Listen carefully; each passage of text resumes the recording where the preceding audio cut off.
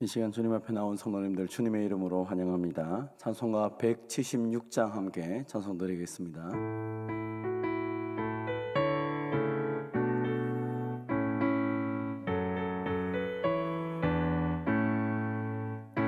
어느 때 다시 오실는지 아는 이가 없으니 등 밝히고 너는 깨어 있어 주를 반겨 맞으라. 주 안에서 우리 몸과 마음이 깨끗하게 되어서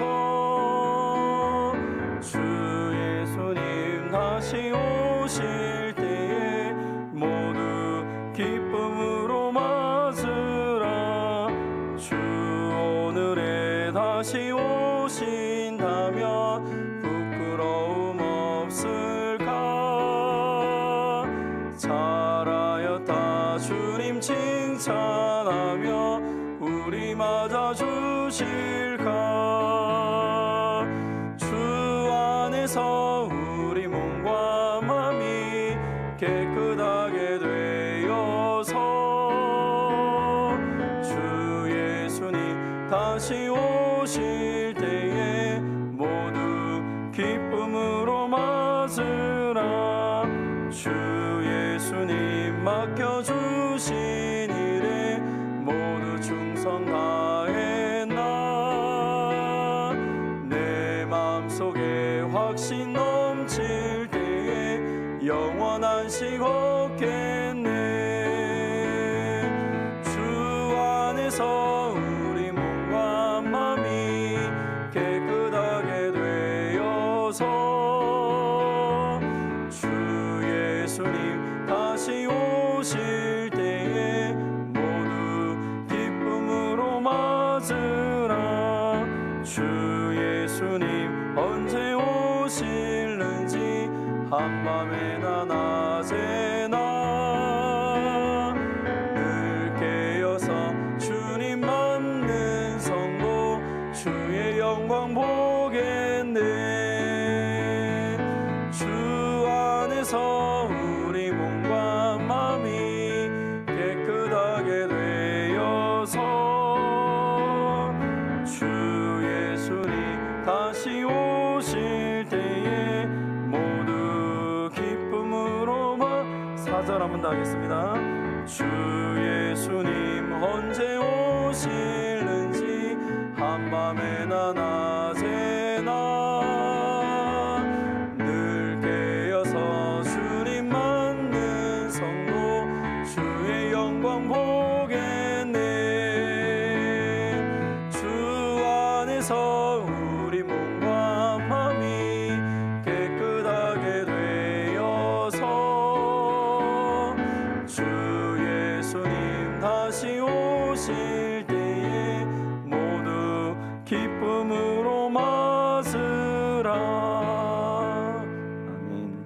오늘 이 시간 우리에게 주신 하나님 말씀은 요엘서 2장 1절에서 11절까지 말씀입니다.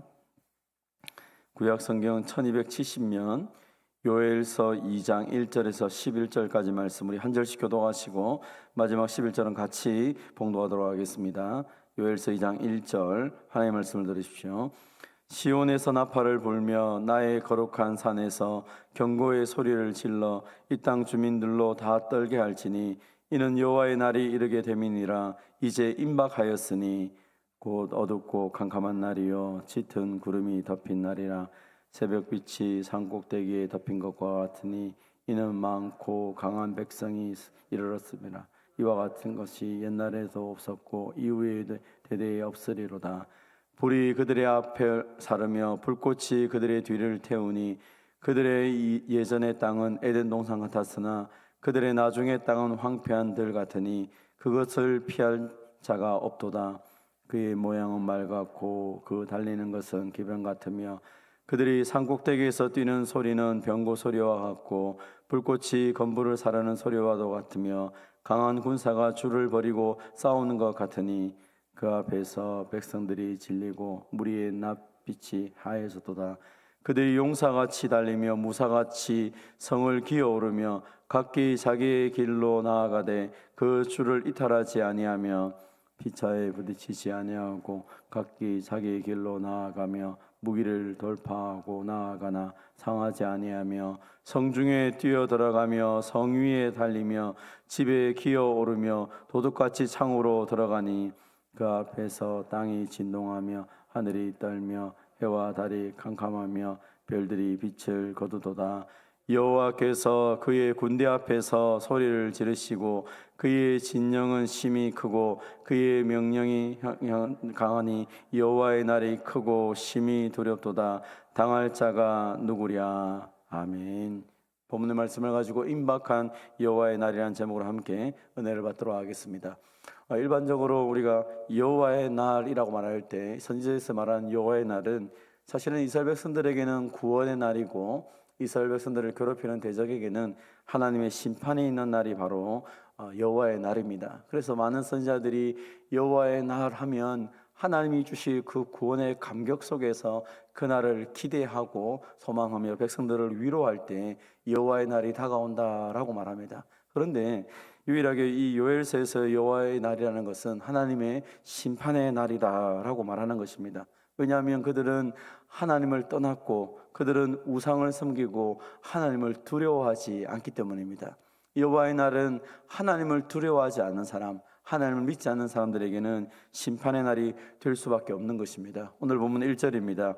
시온에서 나팔을 불며 나의 거룩한 산에서 경고의 소리를 질러 이 땅 주민들로 다 떨게 할지니 이는 여호와의 날이 이르게 됨이니라. 이제 임박하였으니. 시온에서 나팔을 분다라는 의미는 이제 적들이 다가오기 때문에 준비를 해라, 위험하다라는 경고의 사이렌 소리와 같은 것입니다. 그래서 당시에 그 나팔을 부는 파수꾼들은 나팔을 통하여서 백성들을 경고하며 이제 전쟁을 준비하자라고 말을 하는 것입니다. 오늘 본문에 이제 시온에서 나팔이 불려지고 있습니다. 하나님의 그 심판이 다가오고 있다는 것입니다. 1장에서 우리가 살펴봤던 메뚜기 때의 그 재앙이 얼마나 무서운지 살펴봤는데 그 메뚜기의 재앙이 2장에서는 여호와의 날이 가까워오고 있다는 것을 경고하는 신호로서 사용되고 있습니다. 메뚜기들로 인한 그 심판은 유례가 없고 에덴 동산 같은 땅들이 황폐한 땅이 되는 것입니다. 이 심판은 인간의 노력으로는 도저히 막을 수 없는 그런 하나님의 심판이 될 수밖에 없는 것입니다. 그래서 그들이 붙잡고 있는 우상이 아무것도 아니라는 것을 하나님께서 정면적으로 가르쳐 주는 것이 이 여호와의 심판이 되는, 여호와의 날이 되는 것이죠. 2절에 보니까 곧 어둡고 캄캄한 날이요 짙은 구름이 덮인 날이라. 새벽빛이 산꼭대기에 덮인 것과 같으니 이는 많고 강한 백성이 이르렀습니다. 이와 같은 것이 옛날에도 없었고 이후에도 대대에 없으리로다. 그 어둡고 캄캄한 날, 짙은 구름이 덮인 여호와의 날이 이제 다가오고 있다는 것입니다. 두렵고 죽음과 그 모든 공포가 밀려오고 있다는 것이죠.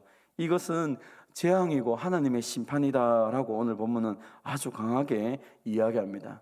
오늘 요엘 선지자는 이 하나님의 심판이 얼마나 두려운지 그것이 마치 눈으로 본 것처럼 본문을 기록하고 있습니다. 본문 4절 5절에 보면 그가 보고 듣는 그 소리, 그 광경들을 이렇게 표현합니다. 그의 모양은 말 같고 그 달리는 것은 기병 같으며 그들이 산꼭대기에서 뛰노는 소리는 병거 소리와 같고 불꽃이 건불을 사르는 소리와도 같으며 강한 군사가 줄을 버리고 싸우는 것 같으니. 그 하나님의 진노로 임하신 여호와의 날에 임하는 그 대적들의 모습들이 이렇게 엄청나게 다가오고 있는 것입니다. 그들이 와서 하나님의 심판이 이루어진다고 하면 이제 이 땅에는 아무것도 남지 않는 것입니다. 6절에 보니까 그 모든 것을 바라보는 백성들이 그 앞에서 질리고 무리의 낯이 하얘졌도다. 얼마나 두려운지. 하나님이 그날에 임할 공포는 차마 모든 사람이 두렵고 견딜 수 없다라고 말하고 있는 것입니다. 요엘 선지자는 이 여호와의 날을 계속적으로 이 백성들에게 강하게 그리고 좀 더 그들이 느낄 수 있도록 강하게 표현을 하고 있습니다. 본문 7절에서 9절입니다. 그들이 용사같이 달리며 무사같이 성을 기어오르며 각기 자기의 길로 나아가되 그 주를 이탈하지 아니하며 피차에 부딪히지 아니하고 각기 자기 길로 나아가며 무기를 돌파하고 나아가거나 상하지 않으며 성중에 뛰어 들어가며 성위를 달리며 집에 기어오르고 도둑같이 창으로 들어가니 그 앞에 하늘도 땅도 그 모든 빛을 잃어버렸다라고 표현하고 있습니다. 하나님의 심판의 역사가 얼마나 강한지 그 공포 속에서 아무것도, 하늘에 있는 해도 달도 별도 그 빛을 다 잃어버릴 만큼 여호와의 날은 무섭고 두려운 날이 되었다라고 말하는 것입니다. 문제는 이 모든 것들을 시행하시는 분이 하나님이시라는 것입니다. 하나님이 진노를 쏟으면 아무도 피할 수가 없다는 것입니다. 그리고 그것을 감당할 수 있는 사람은 없습니다. 그래서 오늘 보면 11절에 그렇게 표현합니다. 여호와께서 그의 군대 앞에서 소리를 지르시고 그의 진영은 심히 크고 그의 명령을 행하는 자는 강하니 여호와의 날이 크고 두렵도다. 당할 자가 누구리야? 아무도 그 여호와의 날을 피할 수 없다라고 말하고 있는 것이죠. 왜 하나님께서는 지금 이 요엘 선지자를 통해서 이렇게 여호와의 날, 그 심판이 너무 두렵고 강하다는 것을 왜 그렇게 강하게 말씀을 하고 있습니까? 그것은 지금 이스라엘 백성들이 우상을 섬기고 있고 하나님을 무시하고 있는 그들의 모습에서 돌이키기를 원하는 것입니다. 하나님께서 지금 경고를 하고 있다. 이 하나님의 경고를 만약 너희가 듣고 회개하지 않으면 하나님의 심판은 너무 크고 두렵다라고 말합니다. 그리고 하나님이 친히 그 군대를 보내시고 하나님이 친히 그 군대를 진두지휘하기 때문에 그 하나님의 그 심판을 피할 수 있는 사람은 아무도 없다는 것이죠. 마치 메뚜기 떼가 그들이 온 땅에 있는 모든 것들을 싹쓸이 했던 것처럼 하나님의 심판은 하나님을 경외하지 않는 모든 사람들을 그렇게 심판한다는 것입니다. 출애굽 당시에 하나님께서 메뚜기 떼를 보내심을 통하여서 그 애굽 땅을 완전히 싹쓸이 하면서 그 바로에게 항복을 얻어내지 않았습니까? 근데 이제 하나님께서 이 하나님의 대적자로 등장한 자기 백성 이스라엘을 그 메뚜기떼로 심판하시겠다. 하나님께서 군대를 일으켜서 너희를 심판하시겠다라고 말씀하고 있는 것입니다. 육신적으로 자기들이 하나님의 백성이다, 우리는 하나님의 백성이다 라고 말했던 이스라엘, 그러나 우상을 섬기고 하나님을 제대로 믿지 않았던 그들을 향하여 하나님은 심판의 역사들을 계속적으로 말씀하고 있는 것입니다. 사랑하는 성도 여러분, 오늘 우리가 예수님을 믿는다고 말을 합니다. 우리는 하나님의 구원의 은혜를 누리며 살아간다고 말하지만 여전히 죄 짓는 것을 두려워하지 아니하고 여전히 죄 가운데 있다면 우리는 우리의 모습들을 또 한번 살펴보아야 될 것입니다. 우리가 죄 때문에 고민을 하거나 하나님의 구원의 은혜 역사 속에서도 하나님의 말씀을 붙잡고 살아가면서 우리 연약함을 안다면 그것은 구원받은 사람의 특징이고 구원받은 사람의 모습일 것입니다. 그러나 내가 구원받았기 때문에 내가 죄 짓는 것이 두렵지 않고, 아니 구원받았기 때문에 죄를 지어도 하나님이 나를 용서한다 생각하며 그 죄를 즐겨하고 있다면 우리는 하나님을 제대로 알지 못하는 모습일 수 있는 것입니다. 사랑하는 성도 여러분, 하나님을 사랑하는 사람은 결코 세상의 것들을 사랑하지 않습니다. 하나님을 사랑하는 사람은 빛의 삶을 살아가는 것이지 어둠을 즐기지 않는 것입니다.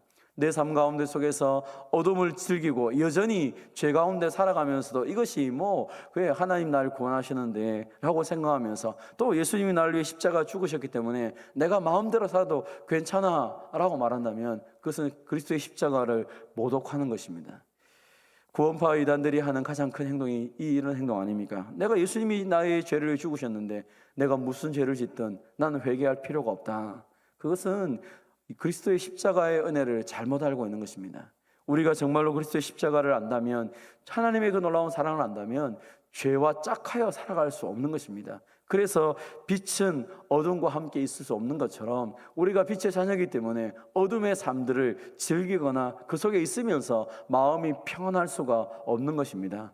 오히려 죄 가운데 싸우면서 그 가운데 속에서 내가 하나님의 자녀인 것을 드러내는 것이 온전한 삶의 모습일 것입니다. 오늘 하나님은 이 무서운 하나님의 심판을 백성들에게 말하며 지금이라도 돌아와라, 지금이라도 회개하고 하나님 앞에 엎드린다면 하나님이 그 구원의 역사를 덧입혀 주시겠다라고 말씀하고 있는 것입니다. 사랑하는 성도 여러분, 우리가 말씀을 듣는 이유는 무엇입니까? 말씀을 읽고 공부하는 이유는 무엇입니까? 이 하나님의 말씀, 그 하나님께서 내게 주신 구원의 은혜가 얼마나 큰지 알고, 그리고 그 우리가 받은 구원의 놀라운 감격을 가지고 어떤 삶을 살아야 될지 끊임없이 말씀을 통해 우리 자신을 돌아보며 그렇게 살아가고 있지 않습니까? 오늘도 주의 말씀이 여러분의 인생의 기준이 되며 그 말씀을 통하여서 하나님이 주신 놀라운 구원에 감격할 뿐 아니라 혹 내 삶 가운데 하나님이 싫어하는 모습들이 있다면 철저하게 버리며 회개할 수 있는 저와 여러분이 되시기를 바랍니다.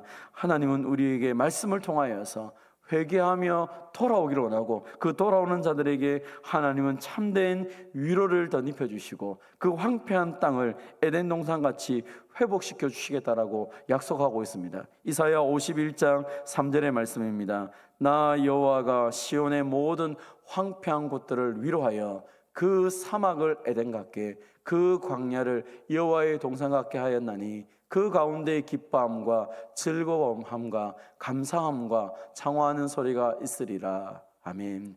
하나님 앞에 회개하고 엎드릴 때 하나님이 참된 위로, 참된 평강, 참된 기쁨을 선물로 주시겠다라고 약속하고 있는 것입니다. 우리의 삶이 어떠하든 간에 그 모든 상황 속에서 아무리 힘들다고 할지라도 하나님께 엎드리고 하나님 붙잡고 하나님과 함께 일어선다면 하나님 주신 그 기쁨을 막을 수 있는 것은 없는 것입니다. 오늘 하나님 약속하신 것처럼 여호와의 날이 우리의 심판의 날이 아니라 그 여호와의 날이 우리의 구원의 날이요, 그 주님 다시 오실 날을 날마다 기대하며 살아가는 저와 여러분 되시기를 주님의 이름으로 축원드립니다.